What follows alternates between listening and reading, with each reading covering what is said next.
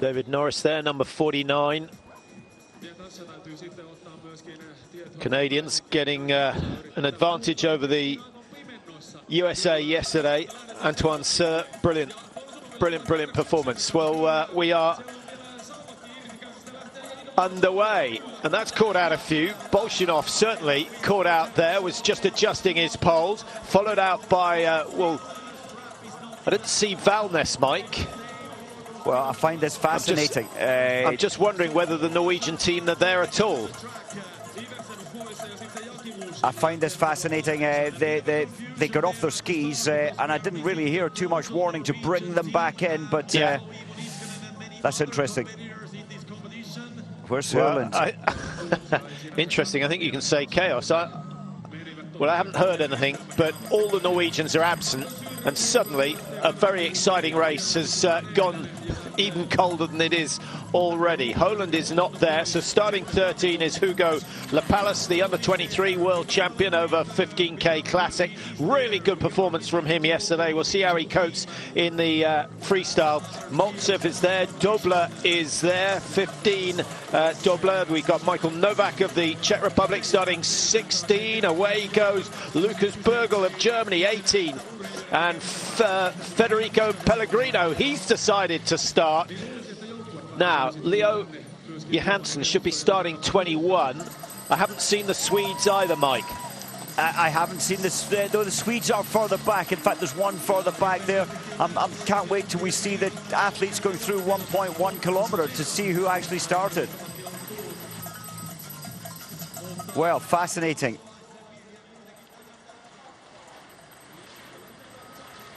And did Niskanen start? He didn't. Oh, I think there's... The Swedes and the Norwegians and the Finns have pulled out. We have yet to hear which it is. Well, we will find out. Well, there we are. So no Norwegians there. Erik Valnes, Iversen, Klebo and Goldberg were all top 10. And we've got a little bit of Russian domination. It's a bit like the Tour de Ski last year, where so many of the big nations decided not to race. On that occasion, it was all about COVID. Today, it's all about the cold and the fact that the temperature, the thermometer, has been hovering around minus 21, 22 all morning. Apparently, the officials found one measuring less than minus 20. They said it was on the coldest part of the course. I suspect the Norwegians and Swedes don't agree. Well, fascinating. As it happens, we've got 5 Russians in positions 1 through to 5. And Antonin Sear in 6th position at the moment, 29 seconds behind.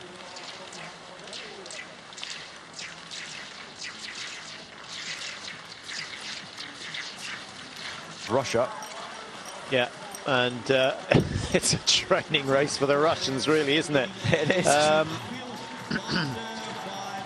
Yeah, I am slightly surprised by Niskanen because he loves racing here and he loves winning here, which is what he's done on a number of occasions. 4 of his 6 wins have come here. All 6 of his wins have come in the 15-kilometer Classic.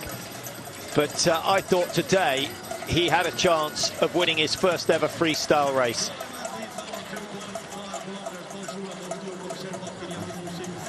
Well, you don't have to guess who the senior member of the Russian team is, do you, Mike? They're all showing Bolshinov a huge amount of respect, but also quite glad that he's prepared to do the work out front. Yes, he's got this aura, this status, even though he's only a 24-year-old in the Russian team, and he's achieved so much in such a short period of time in World Cup racing.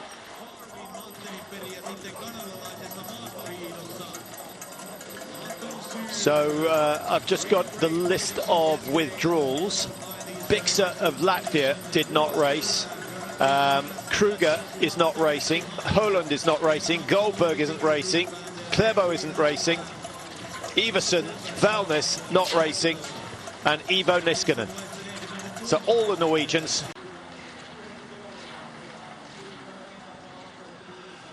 Well, I'd be very surprised if the Russians don't share the lead. Stay with the pace, which I think he can. I think he will absolutely challenge Bolshinov if it comes down to the home straight or the final 150 meters.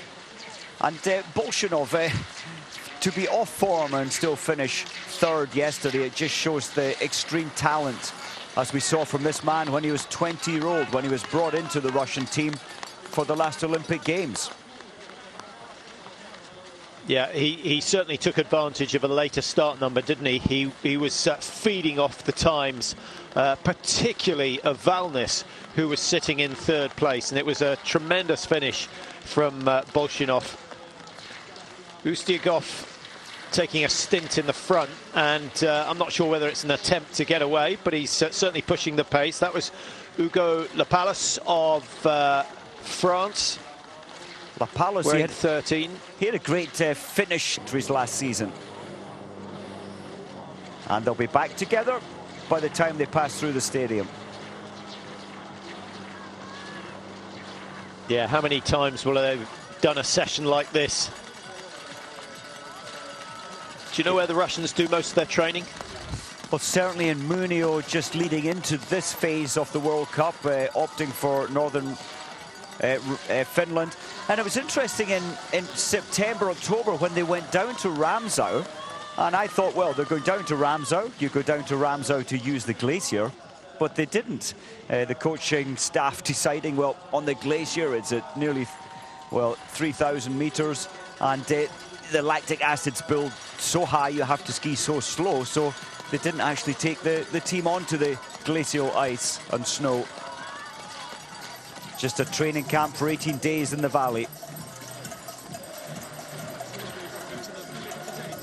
So the leaders through 5 kilometers, and the 5 Russians out front: Yakimushkin, Bolshinov, Semikov, Ustiagov, Shavotkin. What do we got? 3.5 seconds less separating the top 5. And the last time we saw the gap back to the number 6 was Antoine Seur, it was, of Canada, 34.5 seconds down. So really we have 2 races going on here, except the chase being led by Maltsev.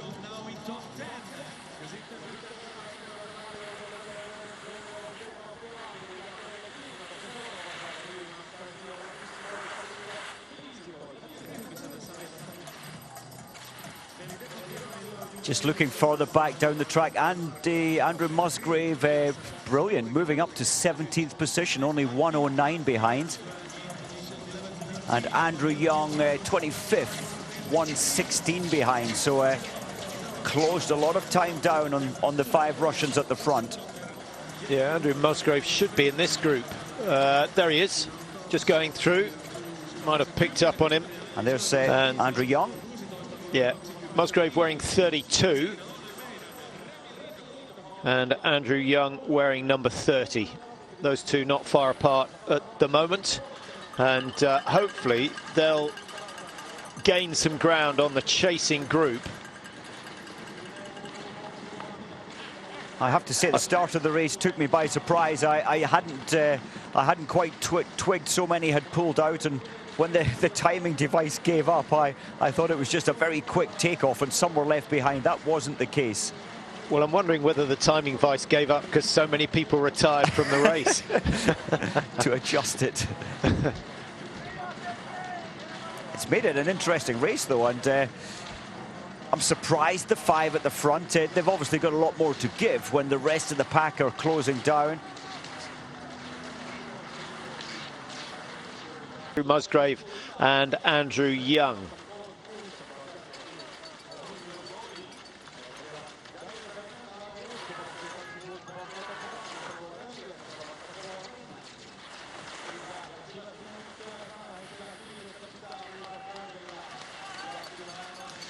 Yes, so a blanket pull out today from all the Norwegians. Kruger, well, he wasn't in a good start position. 74th he was going to start, 70th actually, so he's opted out as well.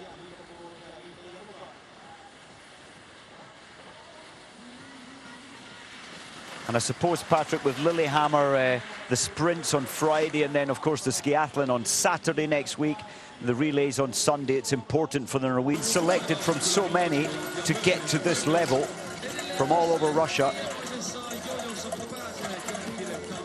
Yeah, and of course some of that is to do with the fact that a nation tend to ski like the best skier.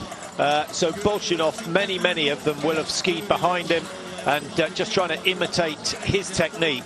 But also they do the same training sessions, they spend the same amount of time in the gym, which you would imagine produces the same sort of body ultimately.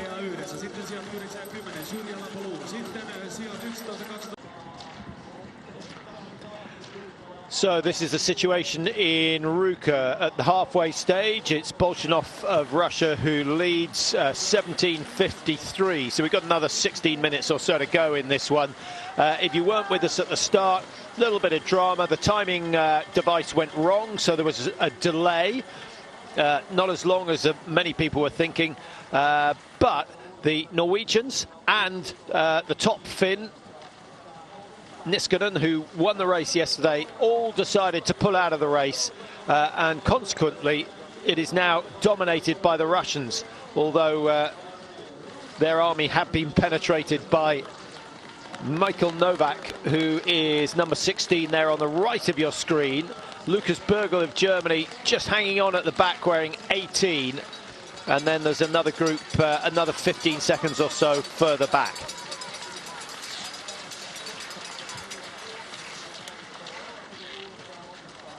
Well, the pace has settled down a little. There is safety, if you like, back to the chasers. It's a cushion of about 15 seconds. So they're comfortably out in front. That large group, well, 8 athletes at the front. Antoine Sir, react to this. It'll be an interesting one. If it's about health, which that must be the bottom line, then I'm sure they'll support it. But I think they did get some criticism last year for not attending all of the World Cups when most other nations did. Of course, that was COVID last year that was the worry for them.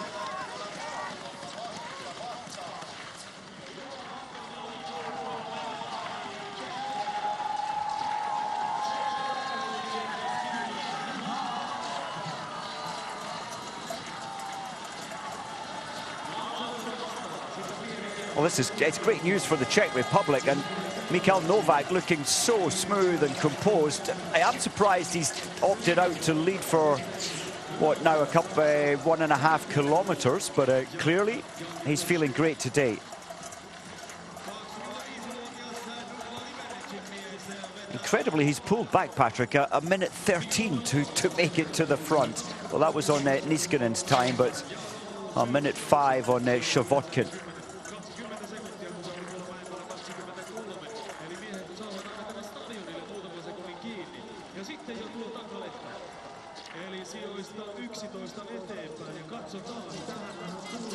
So through the 10K, another 5 to go, 2 more laps to complete.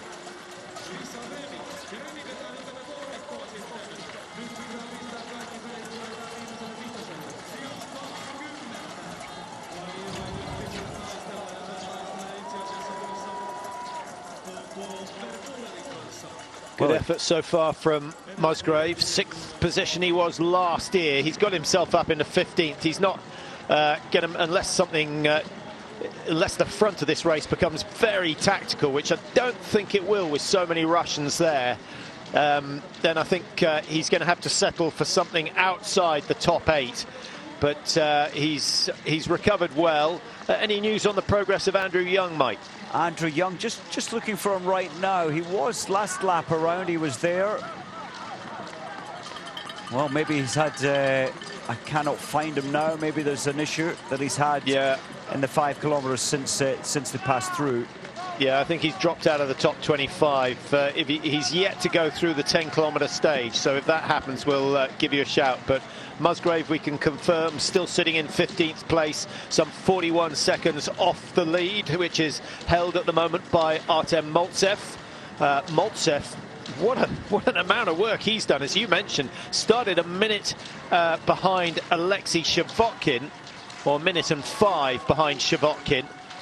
He's caught up that lead group and now setting the pace here in Ruka. It's a very strange race, and well, looking, Andrew Young has got through now. He's 148 behind, 35. Well, the race coming into its final stages now. Just had a little report in from the Norwegian camp, and their commentators, Mike, very relaxed about the fact that all their big names, or the whole team, withdrew. But a couple of those, that commentary team, are actually coaches, and they will have done the same in the past when they've figured it's too cold. And they feeling that the team have done the right thing. I can tell you, though, that Heidi Weng and Therese Johaug have been out warming up, which is a good sign for the women's race, which is due to be held a little bit later on. And so the battle between Johaug and Frida Karlsson may still happen. That's what we're hoping for, although some of the Norwegian women have withdrawn. Lotte Udnes Weng, I believe, has decided not to race. And I suppose it's you can compare it to a very expensive race car. You don't want to get it scratched or damaged, and if there's any risk out there in very cold temperatures when it's an Olympic season, that's clearly the worry. But there will be the argument, the counter-argument, well, hang on, the rest of the best in the world are out there and fighting for results today. I'm not being critical at all, but many of these athletes opting to make their start and try to pull in as many points as early in the season as possible. Look who's at the front, bib number 3, Bolshunov. Well, I wonder what his tactics will be. You know, he's a fantastic sprinter, and without Tarentev in this group, you'd say he's the strongest Russian in terms of the last 1,500 meters or the last 500 meters, Mike. So does he take it easy, or is he going to just gradually wind it up? Yes, I think he's going for that relentless breakdown of all the rest of the best, and he's succeeding in doing that. The pace is at its limit now, and some will snap at this pace. Slowly get rid of the spark in their legs for the final 100 meters. Running out of time to make any gains, though.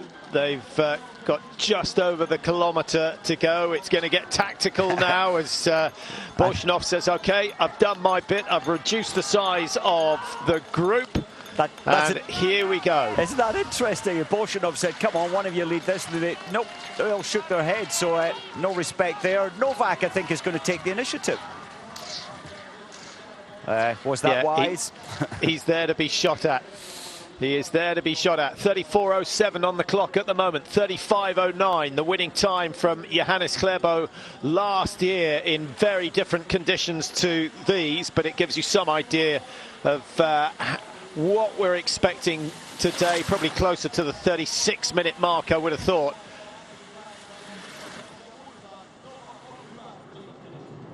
Well, this is the section of the course that we saw in the sprint just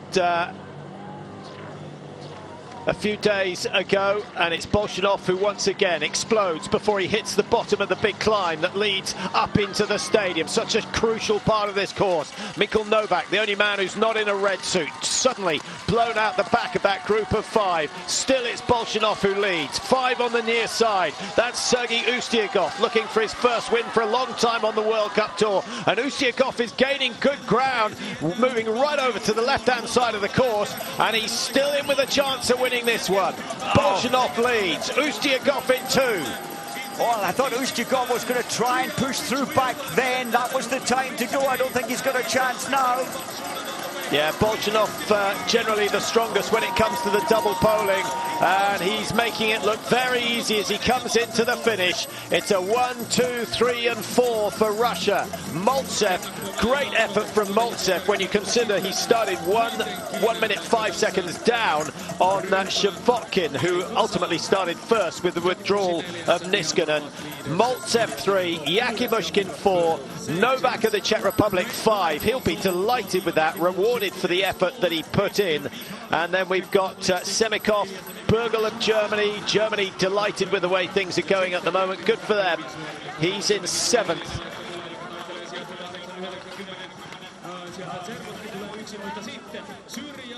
Well, what a race. Good finish, yeah, good finish in the end, Mike. I thought there was a chance for Ushchikov, but he didn't really place himself where he wanted to be on the steep climb, and that was vital.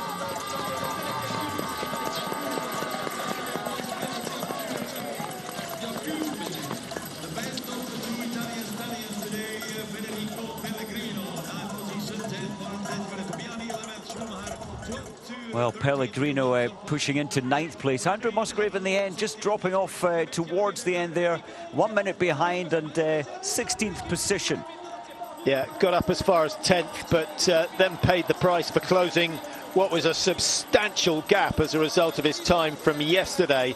1:46 was his official starting time behind the leader, but you've got to take 8 seconds off that, so 1:38 behind. But I think Mike showing that he's coming back to form. Very much so, and he looked comfortable out there. He's entered astonishing figures.